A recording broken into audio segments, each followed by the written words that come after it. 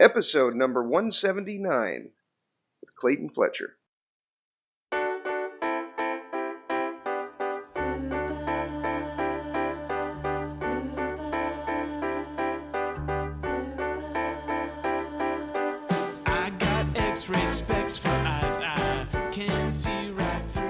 Welcome to the Heads Up Poker Podcast. This is Steve Barton. This is Mike Sneideman. And this week we have Clayton Fletcher. Usually he's on before the WSOP, but I'm kind of glad we waited because he just recently got 28th in the main event. It took home over $200K. So congratulations, Clayton, and I can't wait to talk to him. Ask me if I give a shit, Steve. No, I was, maybe this is more, Steve, I want like my friends to succeed, but not to the point, like I want to be the first person I know to win a bracelet. So normally I'm rooting for people I know who are running deep to get second place. I was actually rooting for Clayton to win this thing. Yes, I was too. I couldn't believe this is personal growth on my part here, Steve. Yes, it is. It is. Yeah, I was excited. It was a fun sweat on Twitter, and it was cool. He was getting a lot of love from the TV people too. Last time he made a run, he wasn't quite deep enough, maybe, for them to try to, focus on his personality and his biography. Yeah. Because he went top 100 a couple of years ago, Steve. I don't know if you knew that, but yeah. But anyways, this time he got some love, and we saw him play some hands. So kind of cool. Right on. Were you able to watch the coverage? I've been watching a fair amount of it. Okay. For sure. I watched last night, and you said Clayton was twitching last night. I thought that was interesting that I didn't realize that they were going to be twitching these other events. So that's kind of cool. I would have actually probably rather watched that than the main. I watched his. I got down to three-handed. I watched 1K final table. He was doing commentary with another guy, and funny, of course. He's a comedian, and just informative too. And I was surprised. There were some plays there that I was like, I wrote down a couple of the hands that, I felt like I might have been in like a $10 ignition tournament. It was impressive. Well, that's what keeps us coming back here. If you watch some of these, final tables in 1Ks with people winning hundreds of thousands, you're like, this guy is not very good. Yeah. Right. I mean, sometimes it's the opposite, where you see just some people. I've seen some people make some laydowns here in the late stages of the main event. I don't think I'm capable of making. So there's, a certain level. It shows you where you have to work on your game. But on the other hand, it also shows you that you don't have to be an absolute genius. Yeah. To have some fun there. Yeah. Steve, I need before we get into the main event stuff, I need some life coaching from you. Okay. In all seriousness, here, I was going to ask you about this privately, but why not? I could probably do this research on my own. I want to maybe try to get into the meditation thing. Oh, okay. Did you do that on your own? Did you go to a local? In my mind, meditation and yoga are like the same thing, but you don't learn meditation at a yoga studio. That's something different, right? Okay. Like what do you want to do with it? Well, I don't know. Quickly, I think I told you about this. Carlos generously bought me a book last year when I was in the middle of my despair. The Tommy Angelo book, Painless Poker. Okay.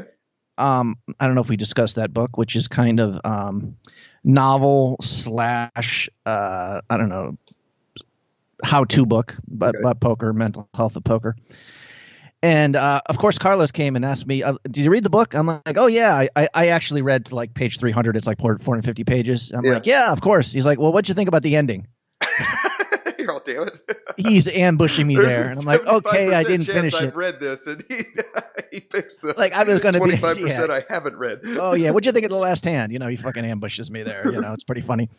But anyways, quickly, the book. It's like it starts off with Tommy Angelo talking about his life. I assume it's not really fictionalized, where he used to play, but this horrible hand he lost on a riverboat where, straight flush versus straight flush. And he was too dumb to give up his whole bankroll, blah, blah, blah, how he got into mental coaching. And then the conceit or whatever is that he's a poker coach, specifically for the mental game, more generally. But all these poker players with their different problems are sort of beamed into his house. Okay. And he's there to coach them. and they don't know. So then we get into these characters and their problem, and they're all kind of different. You got the amateur player who wants to play more poker, who's humiliated, often feels mocked by the pros. We got this older lady who she had to burn through her bankroll for helping take care of people in her life, and she's very frustrated with the state of poker. Then you got an online guy who gets drunk and gambles and gives away his bankroll. Then you got this arrogant tourney guy. It's pretty funny. He thinks he's too good for everybody there because he wants to win, a lot of money. So we have all the different kind of people and different problems. And then where I kind of stopped reading, the last third of the book seems to really kind of like talk about meditation and like a how-to of meditation. Okay. And I started reading it. I'm going to want to finish it by the time Carlos comes again because he's coming to visit here. But I read about 30 pages, and it sounds like it's going to be very kind of a how-to. First, he's explaining to these people who are very skeptical why meditation is useful and necessary, and some of the misconceptions. And then he actually pulls a mat out and explains sitting position. It sounds like it's very much going to be like a how-to thing. I don't know how, but I think the last third of the book that's going to be a lot to do with it because I know he's very pro meditation. So taking that, if I wanted to give this a try, Steve, and become disciplined about it, all right. How would you recommend I go about that?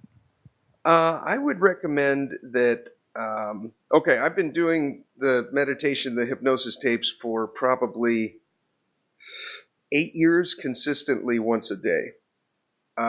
So I started off, this actually came from Pickup, and I heard about this guy that could hypnosis thing, and it makes it easier to talk to girls. And I thought, okay, I'll try anything. Let me try it. Right. And I did it, and after listening to it about 10 times, what happened was anytime I saw an attractive woman or a woman that I was attracted to, within about 3/4 of a second, I would start walking over to her and then at least say something. Right. And my success just instantly skyrocketed because, just from that. So that's when I learned that, holy shit, this stuff works, right? You actually flushed all your date rape drugs down the toilet. You were so confident. I never needed another one again, right? Nice. Okay. And every now and then I just pull a Bill Cosby just for the fun of it, but it's all I don't have to do it. Okay, we can move on. And anyhow, so that's when I realized this stuff worked. From there, I branched out to, I remember getting a series on how to be a millionaire. I flushed each one of those through my brain for probably a year and a half. So I got each one of them 75 times or something. And then I found Elliot Roe for poker, and I've just been doing the same thing with him. Just before this podcast, I listened to a 10-minute one on a leak buster, folding when you're beat, like what the hell? Okay. I think that doing it once a day like that routinely, for one, your physical body just feels relaxed and calm. And number two, I never try to get a hypnosis tape that I ever think is going to damage me long term. So everything I'm pumping in there is good, That would be my recommendation, is just start doing it at the same time every day. For me, it's a nap after lunch, which is like 10 minutes. Or before I start playing cards, which is usually the same time. But that's what I do for me. You can get some free ones. You just type in meditation tapes under the podcast app, and you can get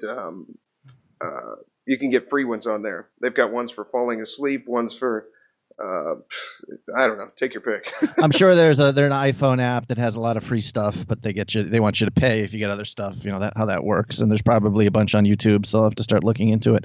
Okay, so you're not necessarily taking a mat out and getting a position. You're just lying down and getting comfortable. I'm lying down, getting comfortable, and basically just listening to the tape. And then once it's over, you wake up, and they really remarkably work. I mean, like if you listen to one on being productive, when you wake up from that, at the end of the day, you look back and you're like, holy shit, I didn't do anything all day until after I listened to that thing. And then I got like a whole day's work done in 4 hours.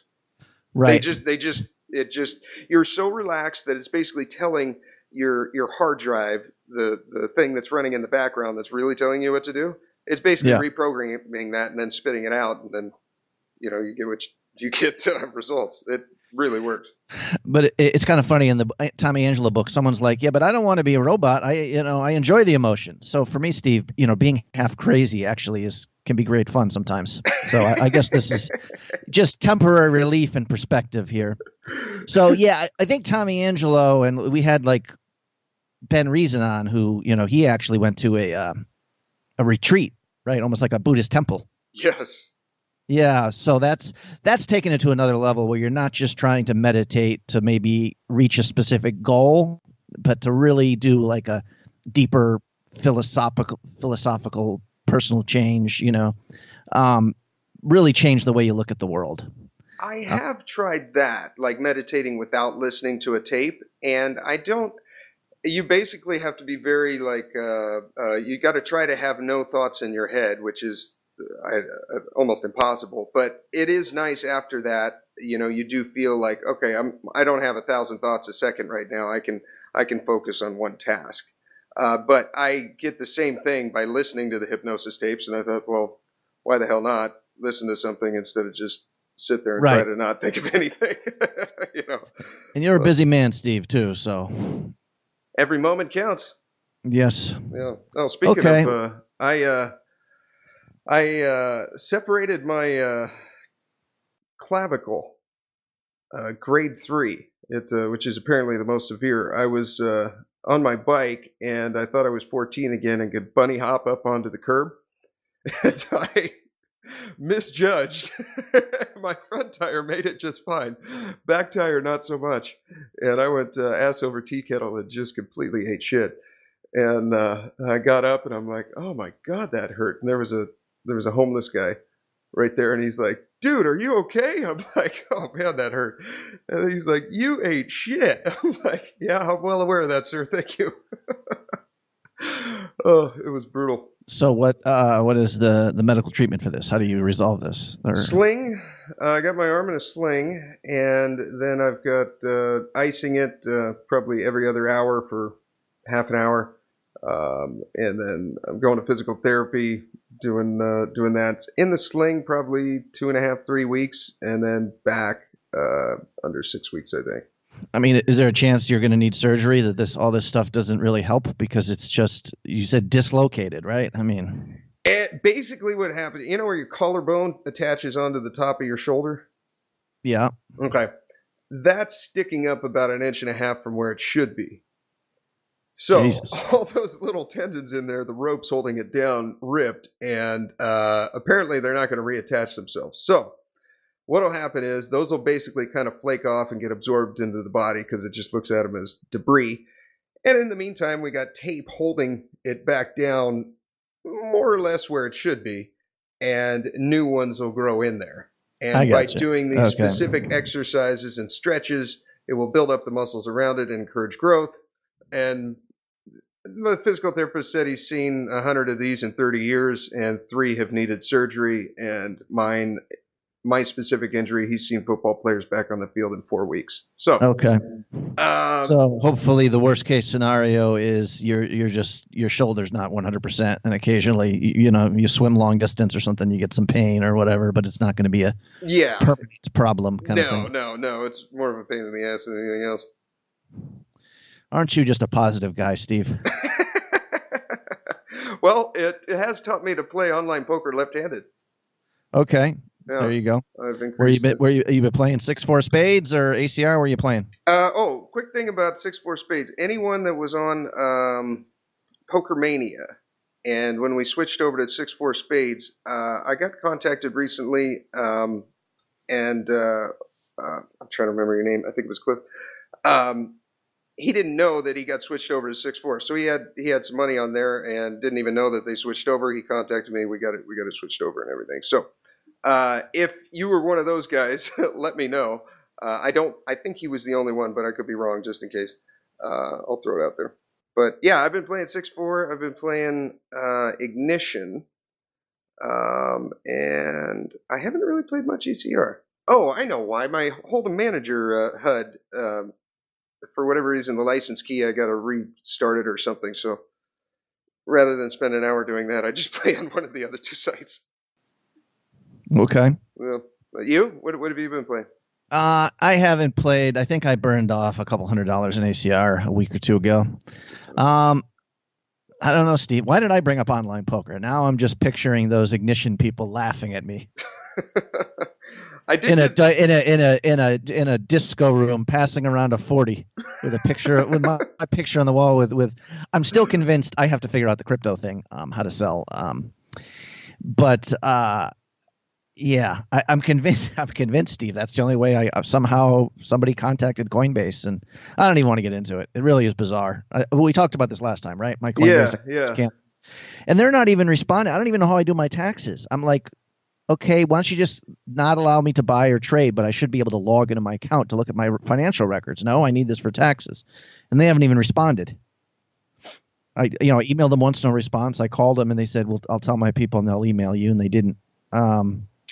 Anyways, well, hopefully we'll get that straightened out. But I may want to pull off my Litecoin and my Ether on Coinbase and throw them onto my ledger.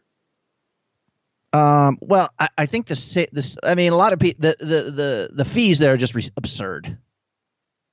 What's real popular now? I don't know. I mean, again, this is dangerous, and I'm so paranoid, of course, Steve, and cynical. But some of these places, it's not even. You just make trades with people where you're not getting charged by, like Paxful has like a trade board. Like you send me coin, I'll send you Bank of America, and then you negotiate the price. Okay. So you're doing one-on-one trading with people. Yeah. And like Paxful, which I'm using, has like ratings for each trader. I mean, if they're honest, you give them a star. So you have your 5-star people who've done X number of transactions, that kind of thing. Anyways, I'm gonna probably have to sell pretty soon here because I'm just running out of cash. I've played terrific poker this week, Steve, and I'm down like $300.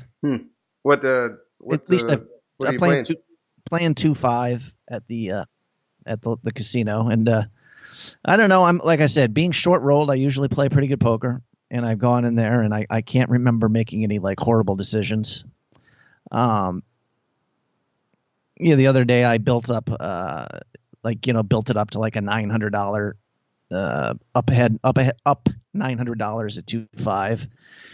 And then one guy who's just shove happy shoved it with pocket eights. I called with ace king. I mean, he could have had ace queen, I think. So I had to call. I lost that. And then I lost a couple other middle ones. So I left down $150. So there's been a couple days like that. I'm like, I really liked how I played. But yeah, I don't know, Steve. The other part of the life coaching is you'd have to tell me where I should look for a job here. I got to come up with a whole career plan, but we don't really have enough time for that. I'd recommend starting with a Roth IRA. It's $5,500 a year. Well, I wasn't talking about investing, Steve. I don't have any money. I'm talking about getting a job. My sister's like forensic accounting because it's like you can get an easy. You probably get hired without having any like specific degree, just showing your class. You're taking classes, and she's like, she knows how I like games. Mm-hmm. She's like, it's like a game. You're trying to figure out where the money's at. I don't know. Anyway, Steve, what can I do? But I've done the accounting. I've looked at all the numbers and tried to figure it out, and it's just, we'll have to see. But surviving in poker involves a lot of work on my part, and again, that's just to survive. And if you take the Alex Venosa perspective, that poker is just going to continue to get worse. Less dead money, more pros, less card rooms, blah blah blah. He's a little cynical. Well, I think I would describe him as wise. I think you gravitate towards that. So. Well, I mean, I've seen it firsthand, Steve. I mean, I've been doing this full time for 4 years. Like when I first moved here, this is just one card room, but there was the 5-5, sometimes two of them. It would run overnight, pretty much every night of the month. There'd be a game 24/7 there. 29 nights a month. There'd be some random Monday night where you just couldn't keep it going, and a lot more wild action. So, I mean, I've seen it personally. They've gone up on the rake, but there's certain things with just business plan they can't. There's just, I mean, I can just see it. I've seen it just in 4 years. The ratio of pros to amateurs has gotten worse, and the pros, they just don't quit and get a job. They just stick around. Like I said, I've caught a lot of hell from being pretty much the progenitor of the 2-5 game there. It used to be 2-3 and 5-5, and I pushed for it. And of course, they all hate me there because a lot of nights there's no 5-5. There's just a couple 2-5s. And it's just it has not been a good move for me, frankly, a lot of times. It's just the same old fucking pros sitting there. And I'm still trying to figure out, at that stack depth, which hands to play. But basically, my hourly has been poor there, like $18 an hour or something.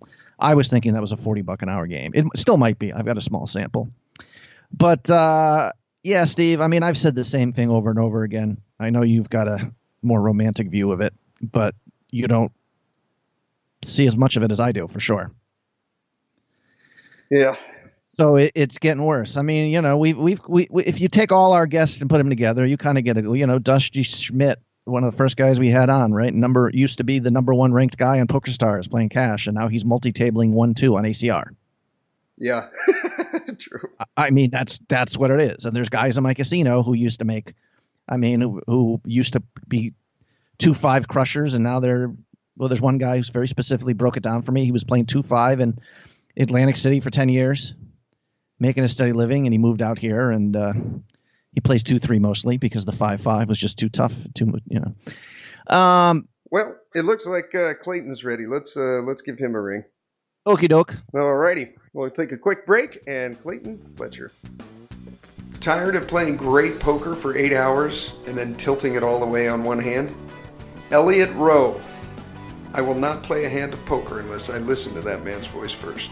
Meditation tapes just before you play. Get in the right mindset so you can focus on poker. Listen to an MP3 before you play. You put it right on your phone, your computer, your tablet. He has MP3s for everything. Live cash, online MTTs, post-game cooldown, the Mindset Booster package, which comes with 5 MP3s. Confidence, motivation, recovery, volume, study booster, the Simple Volume System. Try it for free. There's no obligation. Listen to his 7-minute tilt buster. It's free from me to you. This is the next step in poker, the Mindset Advantage by Elliot Roe. Use the code HUPOKER, score yourself a discount. All the links are in the show notes. Elliot Roe. Hey guys. Clayton Fletcher. Mr. Fletcher, how are you doing? I'm good. How are you guys? Doing good. Did you ever know that you're my hero? And everything I would like to be. Nice. And fly higher than an eagle. For you are the wind beneath my wings. You've always reminded me of good. I got a good voice, right? Yeah, really good. Really good. Surprisingly good, actually. We need to get that man on stage. I've offered him opportunities to get on stage about 11,000 times, and he's just, it takes a certain amount of testicular fortitude to get up here on stage. And I'm afraid our boy just doesn't quite have what it takes. Oh, jeez. He's leaning Mike, a little to the left. I told Mike so many times, come to New York. I think I'm destined here to make a movie, and we've had other discussions about that. For you to get off your ass and come to LA, and we sit down in front of a computer and work on a script together. But one of these things are going to happen. I got a feeling, Steve. Either I will be humiliated in a New York City nightclub, or Clayton will waste a monumental amount of time coming to visit me in California. I don't know. We'll see. Either way, we both lose, so it's okay. Either way, you get a cabbage to the face, right? Congratulations, man. Yes. On what? What happened? Well done, sir. 28. Good God. Over 7,000 people. Hell of a run. Well done. Yeah, almost 8,000, 7,800 players. Somehow I made it to the top 100 again. And oh my God, you know what? It's kind of surreal. You guys remember, because we talked 3 years ago when I made my other deep run, yes, how disappointed I was that I didn't end up getting any camera time, because I really thought like that would be the tournament that could put me on the map a little bit and open up other opportunities. I've made no secret about how my dream job is to be a poker commentator or to have some kind of poker TV show. Mm-hmm. And, back then I thought my one and only chance that I'd probably ever get had basically passed me by. And now here I was again. And this time I think it's safe to say you'll see me on the broadcast. Yes. And Yeah, I was just talking about that actually before you came on. Me and Steve, I said you were getting a lot of love from ESPN this time. Yeah, Poker Go. We were seeing quite a bit of you. We saw some hands. So yeah, for sure. Hopefully that opens up some opportunities. I think it already has, right? Yeah, it really has. I've been doing some of the Twitch streams with David Tuckman. Yeah. They did quite a few interviews, like ESPN website had me on for a couple of interviews.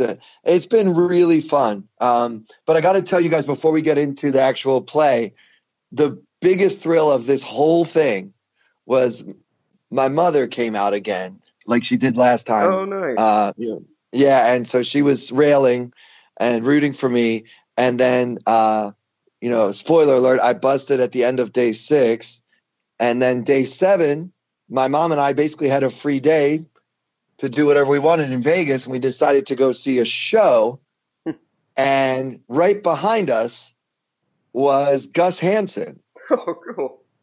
With some of his friends. And he's always been one of my mom's favorite players and, also one of mine too. So she was kind of like, I want to talk to him. I want to say hi to Gus, but I'm too nervous. I don't want to embarrass myself talking to a famous person. I said, well, how about just when we leave, Mom, on our way out, you can say hi and that you're a fan or something like that, and she said, okay. And then right when it was time to do that, she chickened out. I was like, oh, well, fine, Mom, I'll talk to him. I'll introduce you to Gus. I'll say something to him and I'll introduce you. And I'm trying to think, what can I say to Gus Hansen that won't embarrass anybody? So I think I came up with a pretty good line. I leaned over to him and I said, hey, man, thank you for writing that book. Reading your book really helped me a lot. I'm a poker player. And he interrupted me and said, aren't you Clayton Fletcher? Wow, that's pretty funny. That's awesome, dude. He said, I've been watching you on TV. And my mother, I looked over at my mother and I have never seen a bigger smile on her face than the time that Gus Hansen recognized me. That's pretty sweet. That's awesome. Yeah, so that was, as far as like whatever visibility this has given me, I don't think I'll ever be able to top that. Yeah. That was amazing. That's a good one. That's a good one. I had a similar one with my mom and Daniel Negreanu. She loves him, and he was playing at the WSOP, and she was standing behind him. And after he folded his hand and there were other players in the pot, I tapped him on the shoulder, and I said, hey, Daniel? And he's all, yeah? I said, I think other than your mom, my mom is your biggest fan. Would you mind taking a picture with her? He's all, yeah, sure. So he got up. We took a picture. I framed it for her that Christmas. That's cool. I didn't know your mom was into poker. That's cool. Oh, yeah. She plays quite a bit. Wait, you didn't? No, I don't think I knew that about your mom. Yeah, she plays quite a bit at her hometown, and then she'll come down and play the little tournaments. Your Twitter feed was blowing up. I noticed not only, of course, your poker friends, but all your comedian friends were getting quite excited about this. Do they? The ones who know you well obviously know you play poker, probably. Did they? Yeah, was there any of it? Well, you already made a deep run, so this probably isn't that stunning.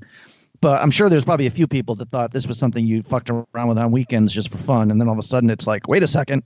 This guy can win $8 million here. Yep. Yeah. I always think sometimes that people that don't really know the poker world or whatever, like they might do a show with me and be like, oh, that Clayton guy, he's pretty funny. It's a shame he has a gambling problem. Right. He's always playing poker and stuff. That poor guy, he's just blowing all his money. He's probably just, all the money he makes doing stand-up, he probably just blows it playing poker, because poor kids people don't really differentiate. Yeah, I always wonder, because in fairness to them, if you're not in the poker world, how would you know that there's a huge difference between playing a lot of poker and playing a lot of blackjack? Yes. How would you know that? Or roulette.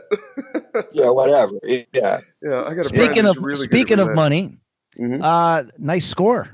Beyond all the attention and possible other career opportunities here. This is I'm not going to ask you how much you make at the Clayton comedy show there in New York, but this is, does this qualify as life-changing money? And how is this going to change your life here? And if you don't mind me asking, I'm assuming you had a big piece of yourself. Yeah, I had almost all of myself. I had a few I had a few shares that I pieced out to other people. Do you want to swap 2% in the main event? Do you want to swap 3% in the main event? Just a couple of little swaps, but otherwise, that's my money. But $230,000 coincidentally is my fee to do any type of performance. So that's what I'm used to making on a daily basis. So it's not really a life-changing situation at all. I'm skeptical. No, yeah, this is the idea that someone, well, not because of your talents, but anybody who makes $230,000 a day would not be spending time talking to me and Steve. Yeah. I mean, anytime anybody wants me to do like 5 minutes on their stand-up comedy show, I say, sure, I'd be happy to do it. My rate for 5-minute spot is $230,000. I can give you a bulk rate if you want me to do 10 minutes or more. Then I just charge a flat 500,000. Which is nice of me. I think it's fair of me to do that. He's gone from basically pimp to super pimp with a cherry on top. It doesn't really. Gone from man to the man and a half. So what are you going to go on a nice vacation? I mean, what is there any gift you're going to give yourself for this, or are you just going to try to be smart with the money and maybe play a few more big buy-in tournaments? Yeah, I definitely have not decided how to spend this money yet, but I know that I've decided not to spend it yet. So I'm not going to do something impulsive just because I have all of a sudden a major boost to my bankroll and my bank account. Gotcha. I think it's going to be why I'm still in Las Vegas. I'm going to wait until I get back to New York, maybe talk to my manager about some possible, poker related opportunities that we can approach and try to get into, and just kind of keep that money in the bank for a little while and figure out the best way to invest some of it, how much of it I want to keep as poker bankroll, how much I want to use for other life goals. But yeah, at this stage, I'm just kind of enjoying. When you get, I guess most of the listeners probably haven't had the opportunity to cash out for this amount before, as I had. And this is actually my first 6-figure score. I had a number of other high 5-figure scores before, but I skipped right over 100,000 and went right up to 230 for my first 6. They ask you how you want it, and the first suggestion they make, being the sweet and kind-hearted people they are, is chips. How do you want this? Chips or? I'm guessing you took the check. Yeah, I took 10,000. I took 10,000 in cash and said, just write me a check for the rest. But thank you so much for offering me chips that I could then go lose playing roulette in your lovely casino. Yeah, it's just, to me, that's disgusting that they try to get you to take chips. Yeah. Give me $200,000 in chips. I'm gonna go put it all on red. You know what? Just double up. I'm gonna bet blue. That doesn't even exist, but I'm feeling lucky. See if I can double up. Yeah. It seems like if I can adjust that, this is totally. You're not living with any regrets here. Total happiness. I like to start with the negative, of course, if I can talk about your last couple hands. But overall, you're not thinking about that, right? You're happy how you played, and you just had a great run, and you had a great time. Yeah, that's a good question. I don't believe in congratulances. I think that approaching a poker tournament with the mindset of, if I don't win first prize in this tournament, I'm going to be disappointed or angry or upset, is the wrong approach. When I sit down to play poker, I know that I'm going to play my best and that I'm going to make some mistakes. I'm probably going to make quite a few mistakes if I play for 6 or 7 days, as I did in this tournament. Right. I'm not saying that there aren't hands I'd like to have back to do again, but every poker tournament I've ever played, even the ones that I've won first place, there were hands that I think I played wrong or could have played better. So why should the main event be an exception to that? When I've played 400 or 500 tournaments in my life, maybe more. Maybe I've played 700 or 800 tournaments in my life. And in each of those tournaments, there were hands that I played in a way that I wish I hadn't. So Okay. To take this one and say, oh, because it's the main event, I should have played perfectly is just not realistic. You know, what happened was in the situations in which I found myself, I made the best decisions that I could make, given all the factors at work. Sure. So it's very easy to watch people play on TV and say, oh, he screwed that hand up, or I wouldn't have done that. And that's what I do when I'm commentating. I talk about how badly I think some of the plays are. Right. But at the same time, I realize that the players are in a situation that I'm not in. Yeah. Right. I wasn't going to like your bust out hand was like shoving king 10 with like 11 bigs or something. Was that, which is totally standard. I was just going to ask if it occurred to you at the time to like go into like tank fold mode with every hand just to try to get that 52K pay jump. Yeah. That was going to be my only question. Probably. I think a lot of people would have done that at that point. Yeah. I think that many players would have folded the king 10 of clubs under the gun with, I think I had 10 big blinds at the time. Definitely a shove in terms of chip EV, for no question about that. Right. And so when there's almost 9 million for first place, how much do we care about a $50,000 pay jump, and how much do we care about trying to make a move when you know that most of your opponents are thinking about that pay jump? Yeah. It actually makes more sense to shove with that hand. That said, when you run into the king queen and you're really drawing slim and then you lose and you don't get the pay jump, you think to yourself, well, was that a mistake? So of course, after any tournament, I like to review the important hands and say, did I play this hand poorly? Should I have made that move? And then that was a hand that I wanted to ask some of the pros that I'm friends with what they thought of shoving in that spot. And then I watched the coverage on Poker Go, and Nick Schulman didn't even have any hesitation in saying that it's a good shove. Right. So believe it or not, I take myself seriously as a poker journalist here. So I felt like, we got to ask about the bust out hand. Yeah, no, that's fine. And I think it's a good hand to look at because it kind of goes to my mindset in the tournament. Every tournament that I play, maybe to a fault, I focus on what gives me the best chance of winning the top prize in the tournament. Yeah. I'm not a huge ICM guy.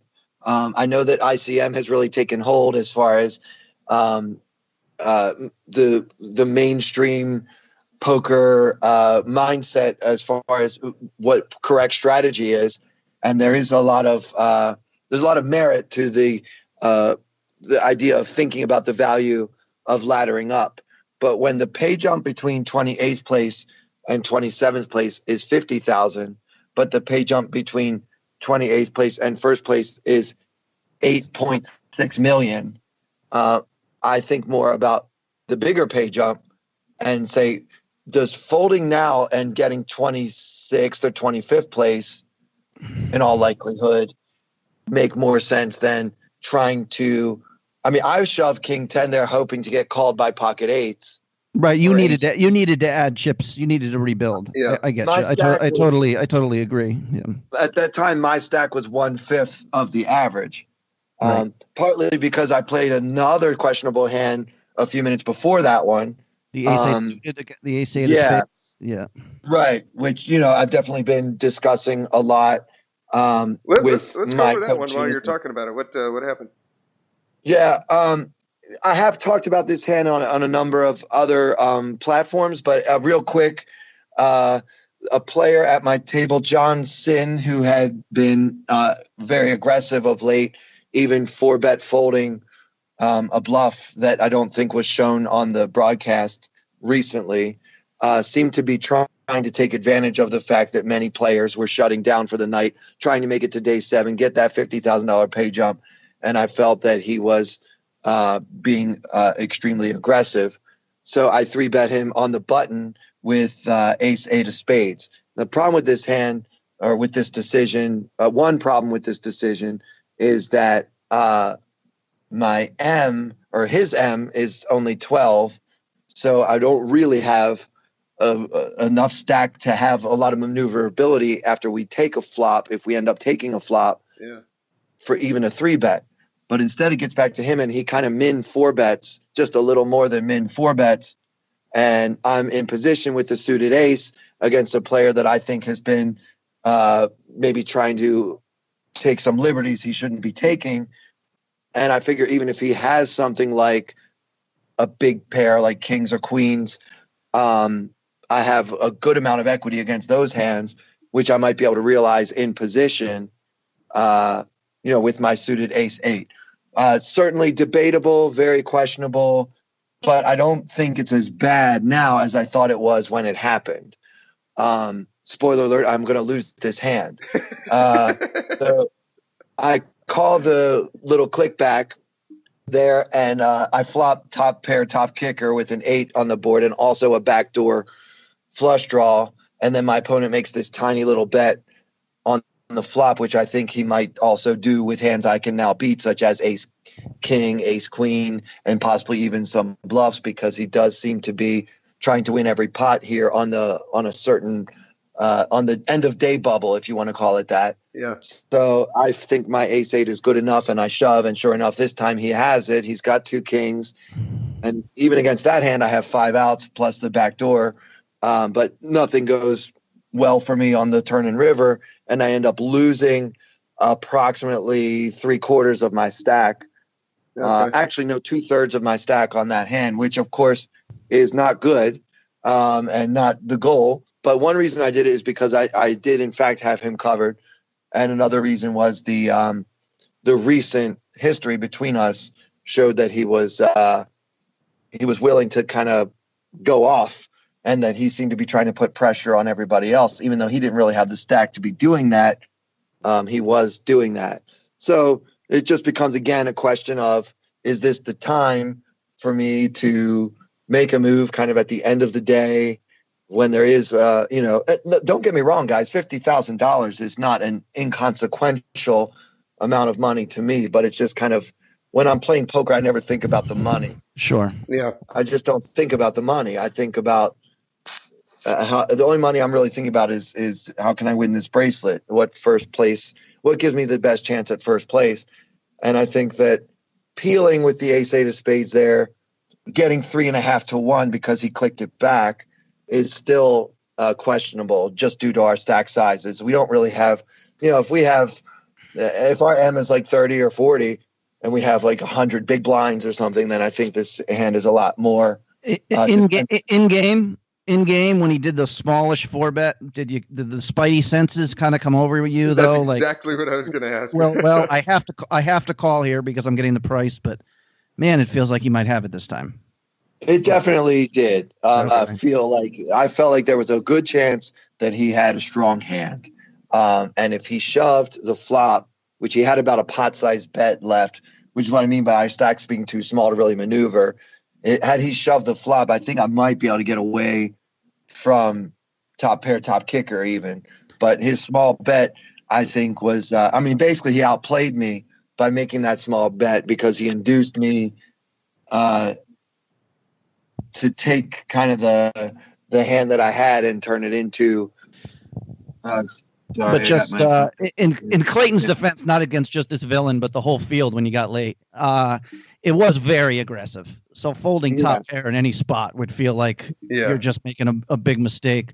You could tell just by the fluctuations in your chip count. I know you were talking with you'd be like, I got 14 million, and then like 10 minutes later, 6 million. Yeah. Just we were back playing up and big down. pots. Everybody there seemed they were willing to play big pot poker. Yeah, we had young players, who I think a lot of them don't really have a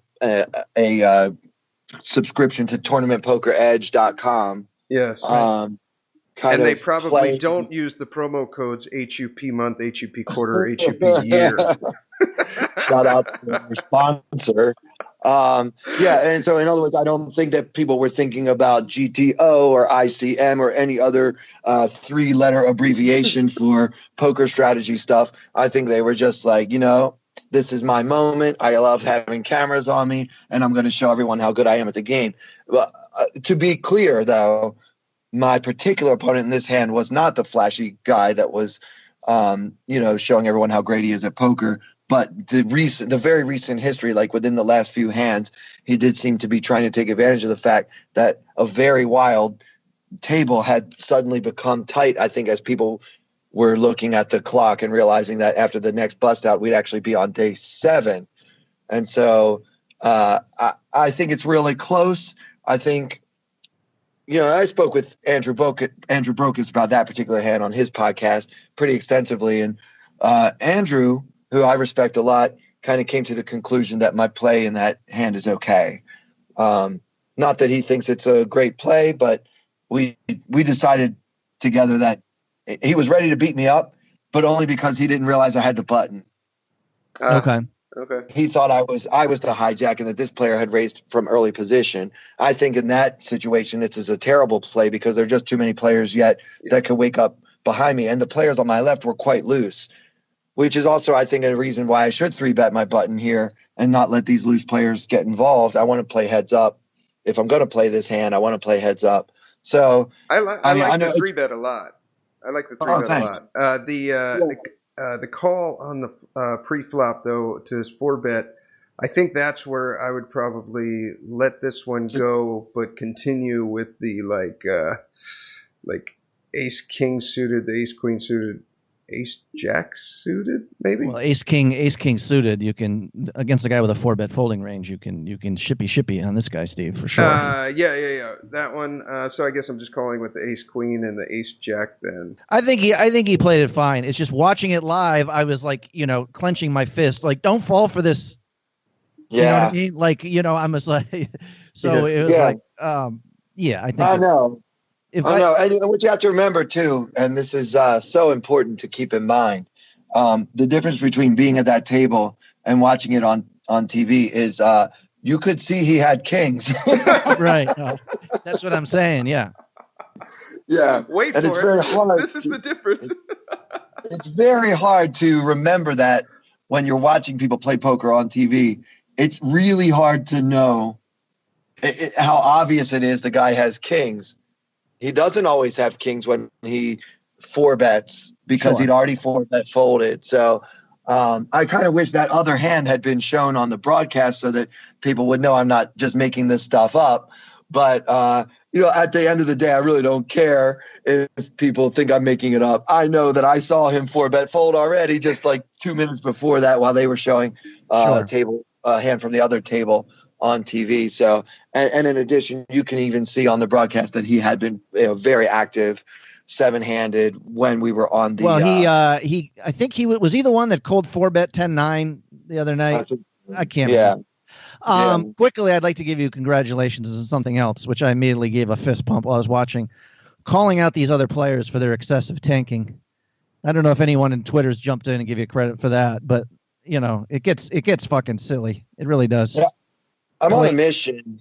I appreciate that, Mike. I'm on a mission to get a shot clock on every single tournament played around the world, everywhere, because I am so sick of hands that should take about 30 seconds taking 10 or 12 or 15 minutes. And I tried to do it in a way that wouldn't seem like I was being a jerk, but I wanted to make sure they knew that it's ridiculous that we're getting at the end of that day, we were getting 7 hands an hour or something. It was insane how long they were taking. Yeah, and it drives me nuts. It makes for bad television, and it's just not good.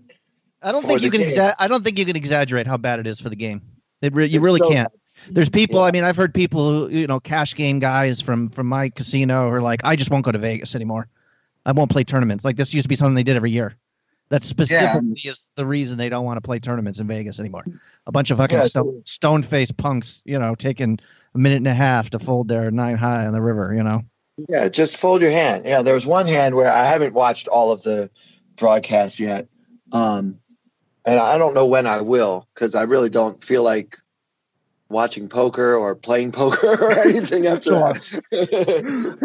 But I'm sure at some point I'll sit down and listen. Yeah, I really respect Nick Schulman a lot, so I want to hear what he has to say about other hands that I played as well. But yeah, I felt a little bit exonerated. I mean, yeah, if you check like snap shove or whatever, then King 9 suited is the worst hand I should be shoving under the gun. Of course, snap shove or any other app isn't going to consider that it's a huge pay jump. They don't really consider all those factors, but I don't generally consider those factors either. I mean, unless the pay jump between 27th and 1st didn't happen to be so large, I might care a little bit more about that 50,000. But I'm always kind of thinking about what gives me the best chance to win the tournament. Yeah. And I definitely sacrificed some ICM, and I would make what some would consider ICM mistakes.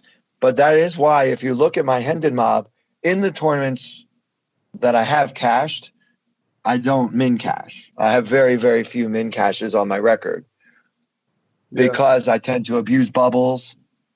And sometimes you get caught abusing the bubble and then you end up bubbling yourself. I bubble probably more than anyone else you've ever talked to on your podcast. Right. Because when bubble time comes, I become crazy Clayton. I mean, cray. Yeah, and especially in this tournament, not as much this year. I want to talk to you guys about a couple bubble hands, but in the other deep run I had, I made all the chips on the bubble because my players, one guy literally folded a set to me on the bubble because he said, I don't want to lose. Yeah, they want that min cash. Wow. For some players, the min cash is so much more money than they've ever had. And there's really like probably for this event specifically, there's really like a bunch of bubbles almost, like the end of day 2, the end of day 3, the end of day 4. Like there's a lot of spots where people just want to bag, or they just don't want to get involved.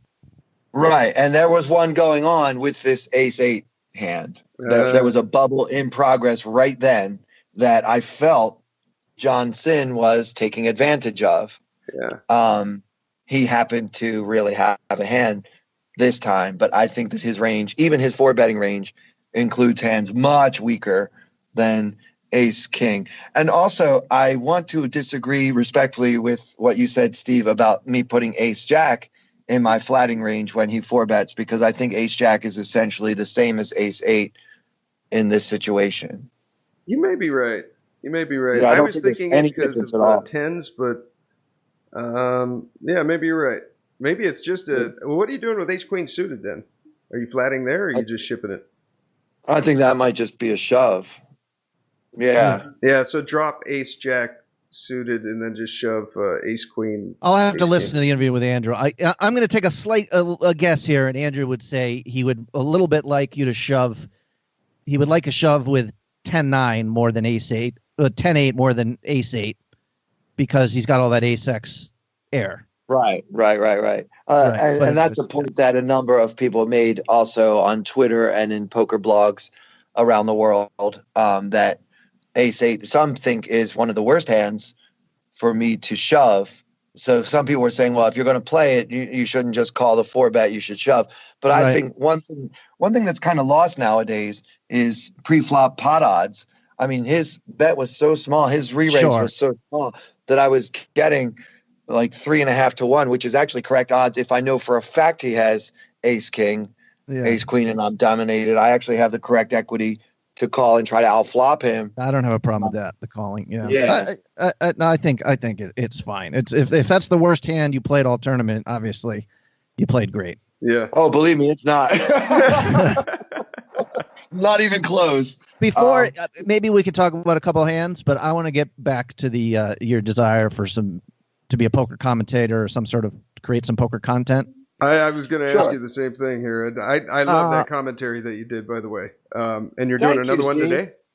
Yeah, we're doing. I think we're doing the 10K 6 max today. But by the time this comes out, it'll already be in the books. Okay.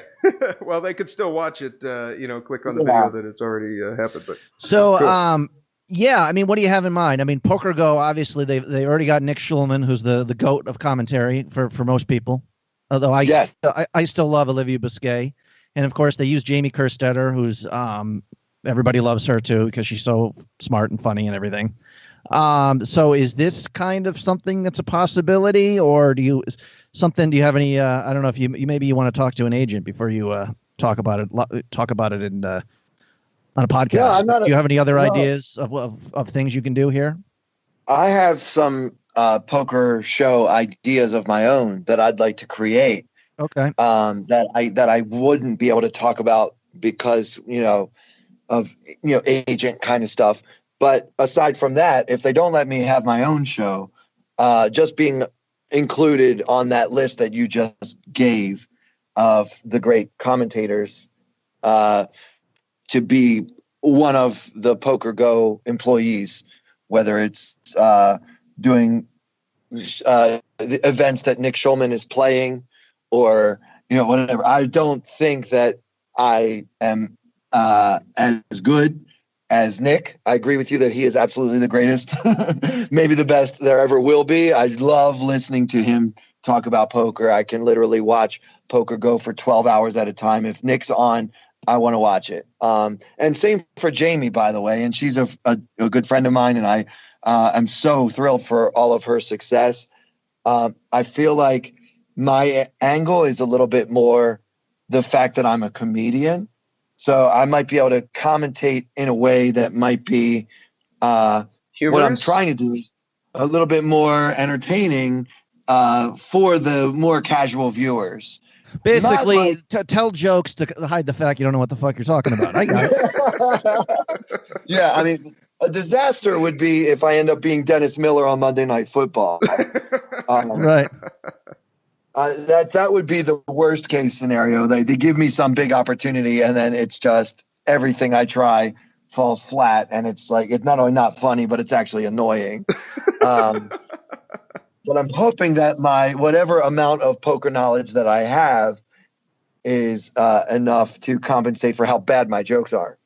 I liked your commentary quite a bit. It was good, entertaining, jokes sprinkled in at just the right moments, and you guys had a good dynamic. I was incredibly surprised. Some of the plays we saw were like really good, and then other ones it was like I was telling Mike earlier. I felt like I was watching a $10 online tournament. Yeah, now Steve's talking about last night we recorded for Twitch. Yeah. The we not recorded, but we actually live streamed the final table of the little one for one drop, which is an $1,111 buy-in with a charity component. And the play at the final table was let's just say the 10K 6 max today will probably be substantially better. Yes, I think so. There was a guy got Trip Kings on the river, never value bet. It was earlier he folded the Ace King suited, and I was like, he must have had some sick read or something that we don't know about to be able to drop that there. But then when he didn't value bet the king, I'm like, okay.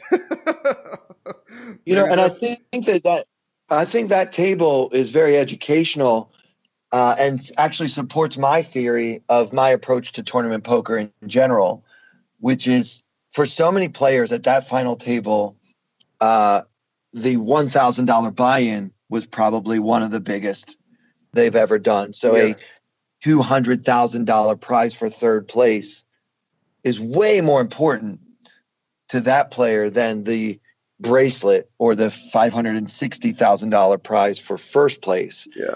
And so when I'm up against a player and I believe that's his particular individual mindset, I play for first place. If this guy's going to be happy with third, so much so that he's not going to put a chip in the pot without the nuts, then that's the kind of player that I can really leverage my aggression against. Yeah. Do you know what I mean? I completely agree. There was another one I saw where they were down to three-handed. I haven't finished it yet. We're down to three-handed, and then it was 10-8 of clubs on the button, and he open folds, which if you go by the charts would be a fine shove, right, for his stack size. He just folds Yeah, it. I hated that fold. And then the small blind, which was even more amazing to me, he just open folded ace 3 off suit to the big Right. blind, and he got to walk with 6 high. Yeah, so three-handed, both of the shorter stacks were waiting for the other shorter stack to go bust. And that is a strategy if your goal is to get second place. Second place, yes. And I'm not really trying to disparage those guys because one of them is a circuit grinder. He actually has the guy who open folded 10-8, and we were being, I think, pretty hard on him in the podcast. His name is Christopher Stat. I'm sorry, I don't remember. No, it's a one-syllable last name with 2 A's in it. Okay. It's either Stat or Strat. Anyway, he has 3 circuit rings, which is 3 more than I have, by the way. And he's never had a 6-figure score before.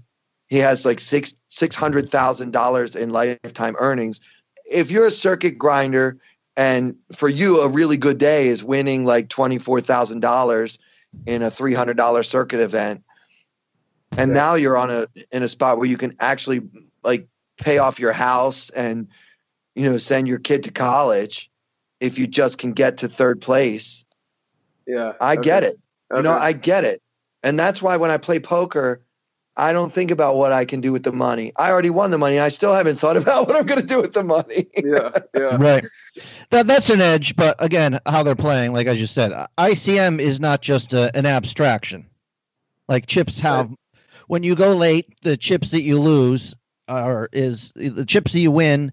You're gaining less than when you lose the chips. That is true. So it's not. So I get at that point when it's 3-handed for sure. I mean, just listening to it, I would definitely be. I don't know how many bigs but I would be definitely shoving the ace-x from the small blind for sure. What did he have? Like 14 or 17 bigs or something? Do you remember? Yeah. Well, the 10-8 guy had 17 bigs and open folded his button with 10-8 suited, and then the next guy had I think 23 bigs and just open folded his small blind to the chip leader. Because it was very, very clear from the way they were playing that the goal was to ladder up to second place, because to them, the pay jump from second to third, I believe, was about $100,000. Yeah. And when you're talking about even just winning $100,000 would have been what these guys might have considered life-changing money, then I think I understand why they do what they do. And Mike, I agree with you 100% that ICM is not just an abstract concept, and the chips literally do have value, but winning first place also has value. And at some point you need to go for the gold. Right. You've already locked up third place. What are you waiting for? You're trying to get second now. Yeah.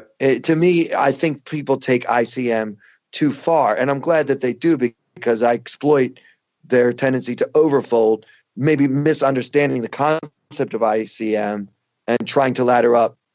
And at some point, laddering becomes a mistake. If you have a hand you should actually be playing and you consider laddering more important than getting involved in any pot, even with an ace heads up in the blinds, that's a mistake. Yeah. Right. Yeah. I concur.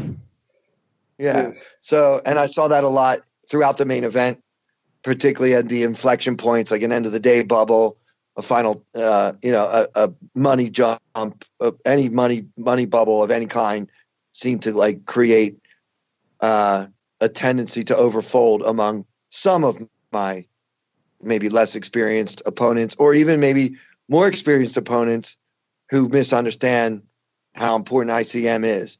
At some point you need to say, yeah, if I fold here, I can climb the ladder and win an extra $12,000 of real money or whatever.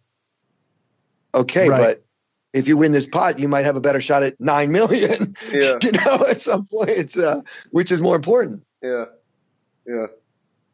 And I probably misunderstand the concept myself, and I'll readily admit that if I err, it's on the side of ignoring ICM too much.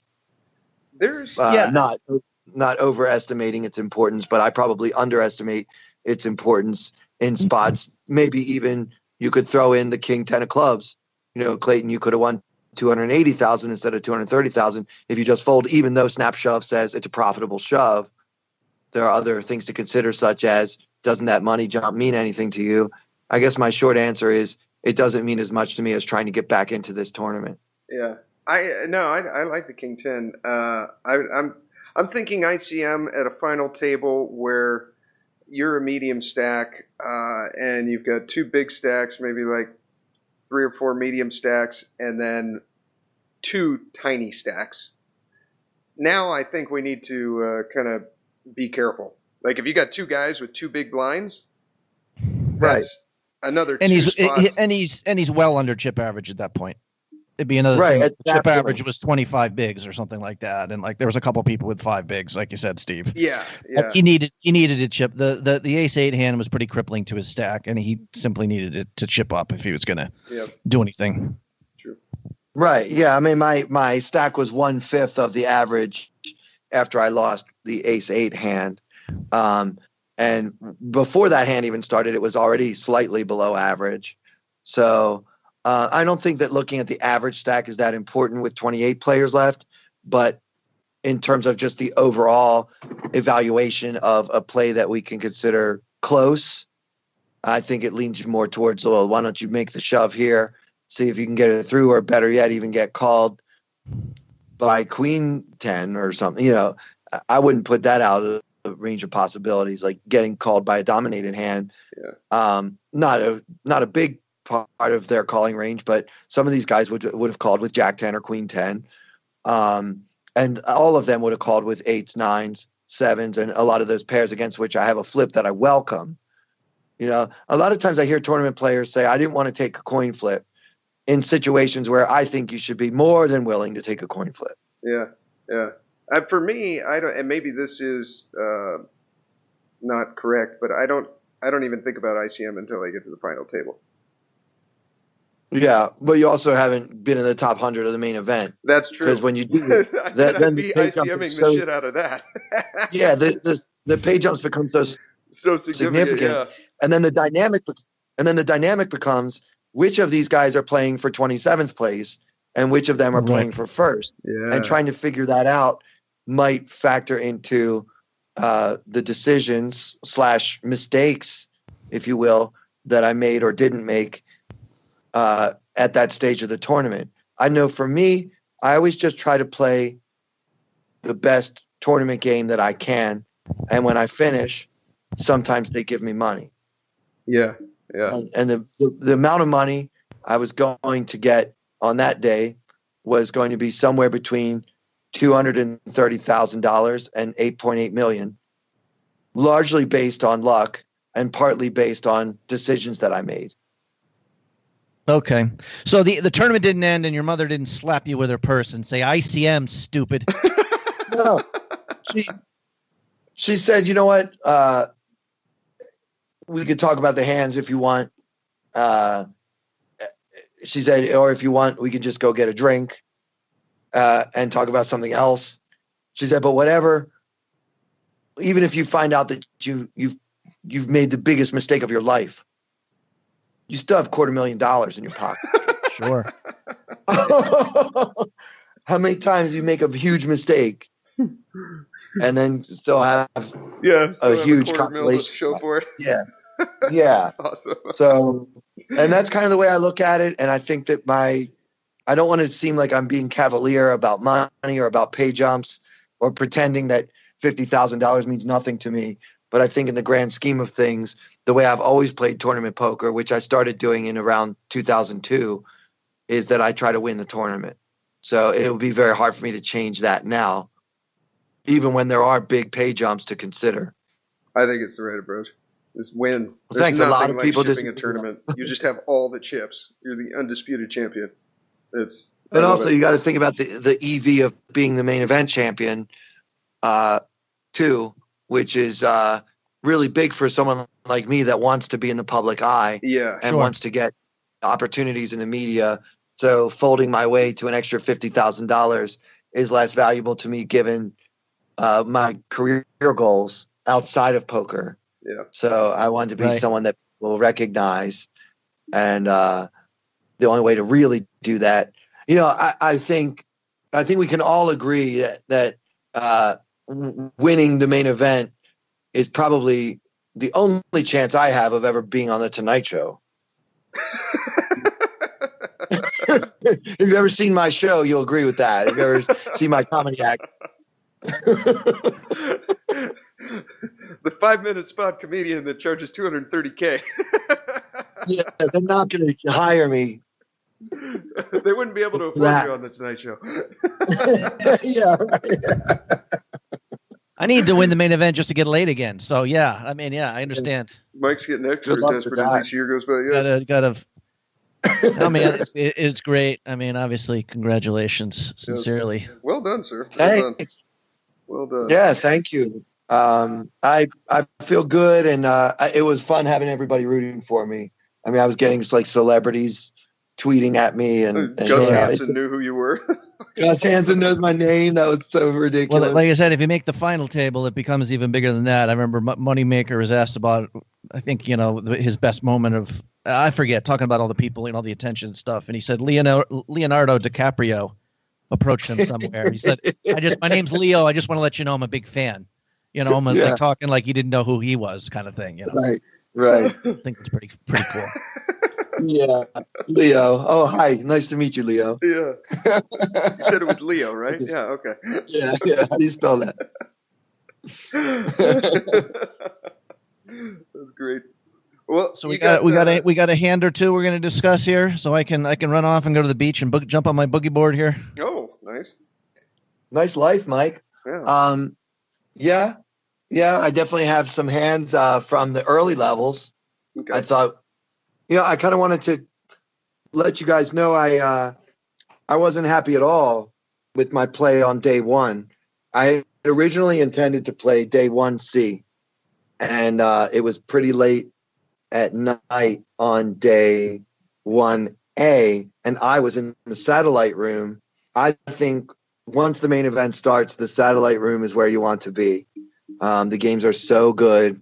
Players who never play a $500 sit and go are playing a $500 or $1,000 sit and go, trying to get into the main event. So there's a lot of money to be made. So whether I've satellited in myself or if I've just bought in, you'll always find me in there. So I'm in there really late, and I get a call from the Poker Go guys.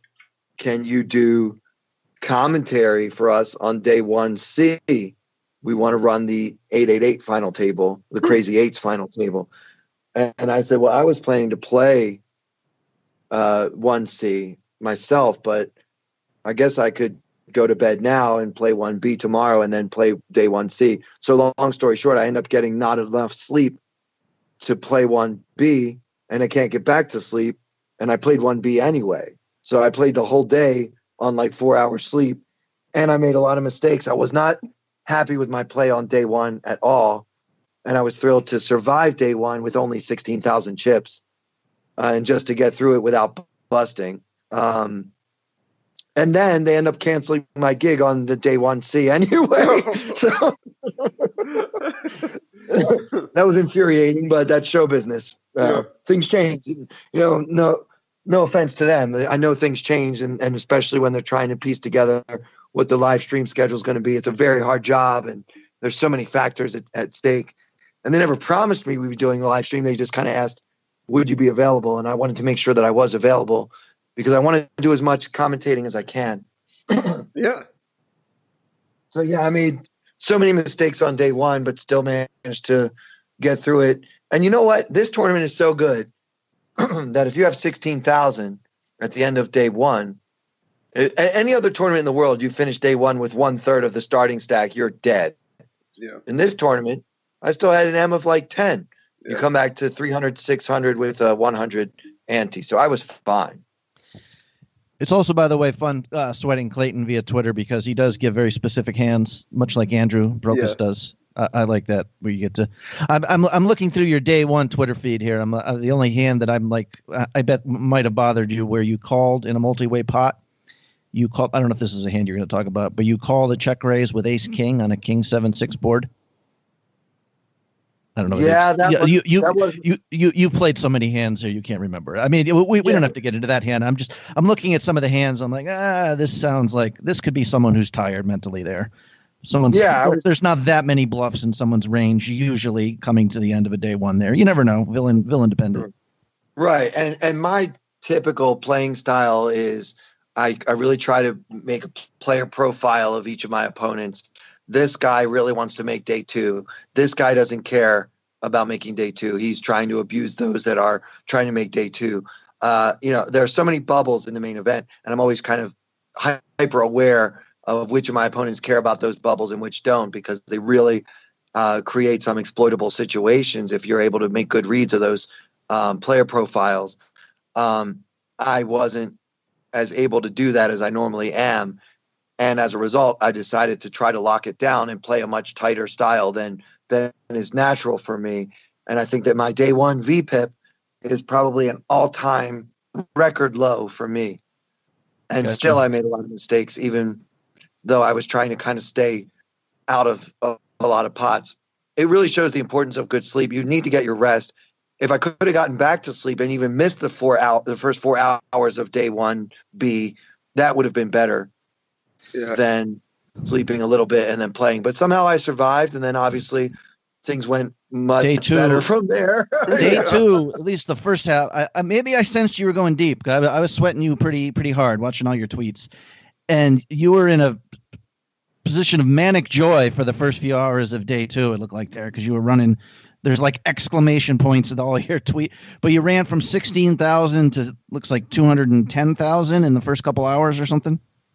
In the first 2 hours of day two, I more than tripled my stack. So at the end of the first level of day two, my 16,000 was now 58,000. Then we had a little break, and 1 hour later, I had 100,000. And then after the next break, after the dinner break, which was an early break that day, we took a break after the second level. By the end of that day, I had 237,000. Wow. That's quite a day of poker, starting with 16 and ending up with 237. And at one point, it was over 300. Wow. On day, which was very exciting. And of course, there were a lot of exclamation points. I showed up thinking that I might end up getting all in the first 2 hours with my 16,000 stack. If I played a pot with a decent hand, I might have to end up all in for the first time in the tournament. And you don't really want to be all in ever in tournaments if you can help it. Yeah. Sure. That's how you lose them, But it kind of went basically perfectly. I bluffed a few times on day two, and each of those bluffs went through. And I value bet a lot on day two, and all of them seem to be getting called or raised. And it was what you would dream of. It was like having a dream about running like God. I basically ran like God on day two. Yeah. Yeah. I ran like Jason Mercier on day two, put it that way. That was cool. So what was, I don't know, do we want to go to specific hands, or should we quickly complete the narrative of it? I'm looking at day three was pretty good too. You bagged up about 500K. Oh no, you were up to over 500K. I'm looking and you bagged 398 on day three. Does that sound right? That's right. Yeah. Okay. I want to talk about one hand from day three, because day three is the most interesting day. To me, day three is the most interesting day of the main event, because everyone's thinking about the money. You make the money on day three. Okay. You could be 300 players away from making the money, and they start talking about, we're going to get into the money today. Again, like you got like some free rollers that are in there. They want a $20 satellite or something.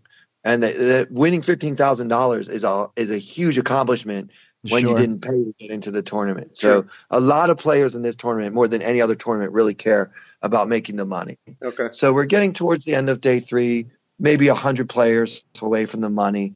And I had pocket aces under the gun. The blinds were 2,000 and 4,000 with a 500 ante. I had 300,000 behind, and I raised it under the gun to 10,000. I think that's pretty uncontroversial. Yeah. I raised with aces in first position. Good for me. The big blind on my right is a decent player, older guy with a Boston accent who's kind of been complaining a lot about how I keep abusing him. He thinks that he's folded too much to me, and he, instead of doing it with his chips, he's doing it with his mouth, trying to stop me from taking advantage of him. Yeah. All right. He's like, I know that you've been, stealing my chips all day, that kind of thing. All right. So he's the only caller in this hand, and he has 180,000. So the effective stack for this pot is 180,000. Okay. And what position was he in? He's in the big blind. Big blind. Okay. On my immediate right, the big blind. Okay. All right. How old is he? Like what? I'd say he's maybe around 60, between 55 and 60. White guy? And he's a kind of tough talker, Bostonian. Oh, okay. He's kind of bragging about daily tournaments he won at Foxwoods and stuff like that. Okay. Whatever that kind of guy. Is he a white guy? Yes. Okay. Mm-hmm. All right. So it comes, and this is, Mike, this is where I was tweeting about which accent, because the guy on my left had a really thick New York accent. Yeah. Which is more brutal? Would you rather have the guy on my right with the awful Boston accent or the guy on my left with the awful New York accent? I joked that I hadn't heard one R all day. I flopped an ace. It comes ace of clubs, queen of clubs, seven of spades, and I have the red aces. Okay. And my opponent checks to me. Okay, so in the pot right now, we've got 10 and 10 is 20, 22, plus the antes, I don't know, 25,000, 26,000, something like that? Yeah, I had it down as about 26,000. 26K, okay. And I'm really proud of this hand, by the way, because he checked, and I did something that maybe a year ago I wouldn't have done. I bet 38,000. Okay. One and a half times. Funny, before this started, I was already thinking like overbet the flop or play for stacks here, like make him feel really against the wall. But then with that flop, I was like, okay, he's either check or bet small. Right. And you have top set, you have the nuts. Why would you ever overbet? And I think that my opponent was good enough to have that same thought. Why would Clayton overbet? Right. If he really has it here. So it gets, you kind of get into a bit of a leveling war. And I just put in 38,000 and he insta called in a way that kind of said, look, I don't believe you. Right. And it's like snap called, didn't even seem to care how much I had bet. So at that point I put him on a hand like Queen Jack, maybe a flush draw. It's very hard for him to have an ace, obviously, because there's only one ace left in the deck. So I felt like he probably had a queen, and he decided that it was time for him to take a stand against me. Okay. So a queen sounds very likely, or something like King Jack or clubs or something. Even then, he might just ship it there on you. He might have pocket deuces looking to check. You never know where he's at now. Yeah. But what I do know, it's great. First of all, a lot of players aren't even seeing that spot or not paying attention to those. I annoy the shit out of people, so I'm pretty good with spots like that too. I'm always getting that. Try that again, and I'm going to shove on you, kind of thing. And I'm like, well, why not this time? Yeah. Right. Why are you waiting until next time to shove on me? It's pretty transparent that they don't want to do it at all. So they'd rather just talk. A lot of times tough talk belies the truth, which is the guy doesn't have the guts to come after you with his chips. So he's going to try to compensate for that by being like, yeah, you keep playing like that, I'm going to teach you a lesson one of these days. Or they'll say, that kind of stuff. It works every time but once, that kind of thing. But, okay. But now he finally takes his stand and I have the nuts. Yeah. So, but I think the over bet here, I'm really proud of this bet because normally with top set, you just want to try to see if you can squeak out a little value for your hand. And I figure if he has a queen, he's never folding to one bet, no matter how big the bet is. Yeah. And I can also get value from maybe even like a Jack 10 with a gut shot that says, I'm gonna stick around. I'm not gonna let this guy keep bullying me. Oh yeah, I think he's calling there with King 10, King Jack, Jack 10, all those. So once he calls, what are your thoughts on the turn? Do you already? Well, I guess you're just waiting to see what the card. I was like, no, I do like to think ahead. Yeah, like what were you like? Well, was this? Well, if we check the turn, let me see. I mean, if you check the turn, then he's pretty much got a pot-sized river shove, right? He started with 100. He started with 180. Well, at that point, you'd have about 100. He should have like 140 right now. Yeah, not quite. Yeah, exactly. No, I'm sorry, 130. More than that. 132. Yeah. He has 132. He's already put 48 in the pot. Yeah, so Okay, so what was the turn card or? Yeah, so my thinking was now that he's called this big bet on the flop, that even a small bet on the turn would basically get him pretty close to pot commitment. So I don't think I need to bet huge on the turn. I get a beautiful card on the turn, the deuce of hearts. Nice. Would be the card I would have wished for probably. He checks, and I see the pot right now. If I've done my math correctly, it's around 104. Yeah. So I just bet 40,000, almost the same that I had bet on the flop. Yeah. And I think he'd probably call again if he has a queen. Or I've two been clubs. bullying him the way he sees it. Or I've been bullying him all day. Yeah. Yeah. Any thought to under betting from what you did the previous one? Because you could bet 28K here, and it's under a pot sized shove on. And I mean, if you just want to annoy the fuck out of the guy too. Yeah, that would have been I really like that idea. I didn't actually consider it. I'll admit that thought didn't cross my mind. I didn't realize if he's got 100, if I bet 20, I think he might. The problem with doing that is I think he might be able to talk himself out of calling me with the queen. If I bet too small on the turn, then he might say, well, I can still keep this 100,000. But I think that's because this bet puts him under 100,000. Right. Well, I was thinking the opposite, where you bet small and it's like, okay, good. I don't have to, like, he's not thinking you're going to bet 100 on the river after betting 28 here, maybe. Right. So, of course, we're dismissing the fact that he could have a big hand almost, that it's all ego with Queen X. He could have a combo draw here. I was thinking all the club draws. In that case, there's something to be said for just charging him the right price too. Yeah, absolutely. If he was a sane human being, he shouldn't be calling anything on the turn other than if he's slow playing his set somehow, or two pair, or a big draw. Like he shouldn't really have that many just Queen X that's continuing here on the turn. Right. But I think with the table dynamics and the amount of frustration he's openly expressed, I think he would call again with the queen. He did fold on the turn, so there's no more action in the hand. But I like your idea, Mike. I didn't actually consider putting in like 28,000 or something annoying like that. I think that looks too strong. But yeah, it's hard to say how that would have looked to him. It's also hard to say what the heck he called on the flop with and then folded on the turn. I don't think it was a queen. I'm guessing it was probably a gut shot. Maybe like a small club draw or something. Well, if he's playing properly, he has to fold a queen on the turn there. So I don't know. Yeah, because he's just you can't go broke near the bubble here with that many chips. I don't think. But yeah, it's great that you thought of the overbet on the flop. You definitely got some chips out of there. I would have bet small or even check back the turn. Make him think you're scared. I like checking back the turn. I think it's hard to get the $100,000 bet, 100,000 chip bet called on the river when you do. But I mean, it's definitely not. It's non-zero. There's some chance. Right.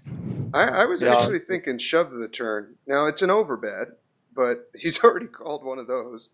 There's 104 in the pot, and he's got 132, I think we said, behind. Then what's he going to do there with Jack 10 of clubs? I don't think he's folding that if you shove, right? Or King Jack of clubs, or he's got to fold let's just because he's an egomaniac.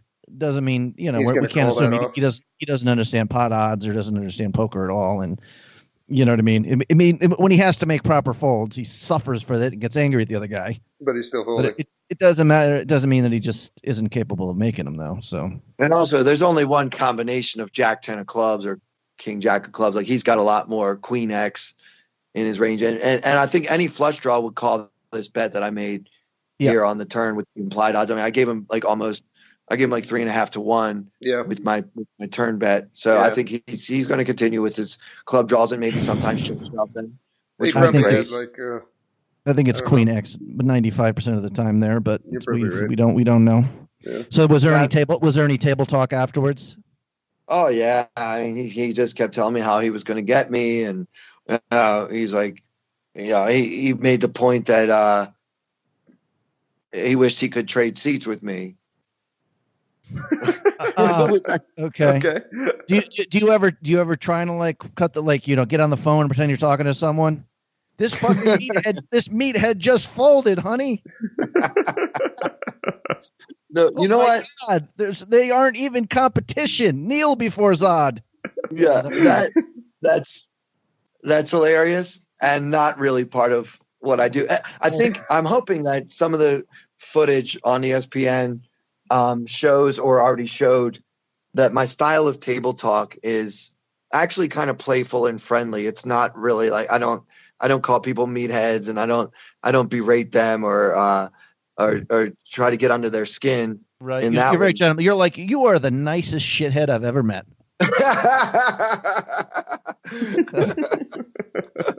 I love it. I'm going to write that down. We can put that on my grave when I die. So I mean, maybe not the most interesting spot, but I found it to be just an example of how I try to use the information that I have about the psychology of my opponents to as much advantage as I can. I think many players would bet a very small amount on the flop and then try to get a little more value on the turn. And they leave a lot of chips on the table because, with all the tough talk, if he has anything, I think he's going to call almost any bet on the flop.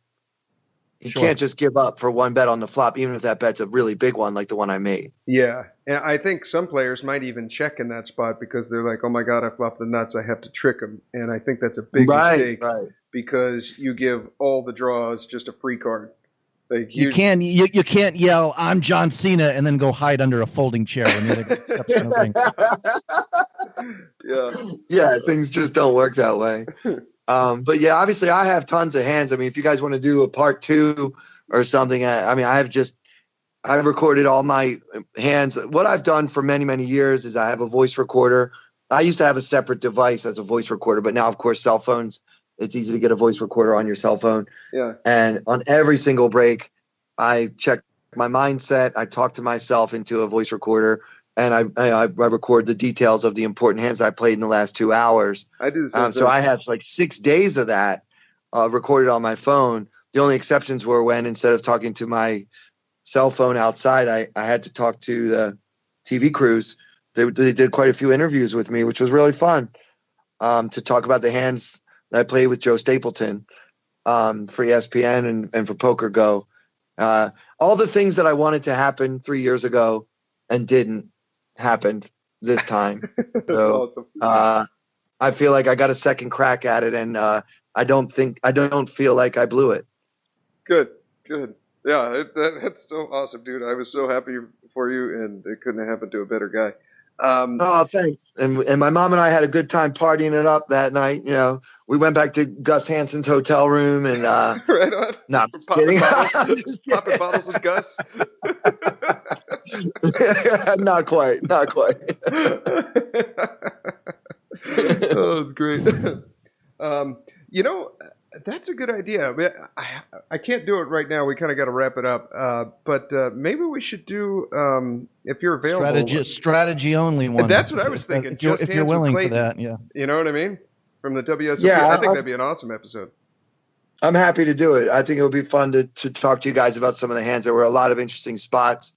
And I think maybe for some of your listeners that are used to playing online or reading sort of mathematical, theoretical approaches to poker, kind of hearing my rationale for some of my decisions, whether they agree with my rationale or not, I feel like thinking about the psychology of the game a lot is something to maybe add to arsenal if you already have kind of a strong mathematical GTO foundation for your game, kind of figuring out when to step outside of GTO and play the player rather than the math and the cards. Sure. Yeah. Obviously, if you can do both, you'd be the best in the world.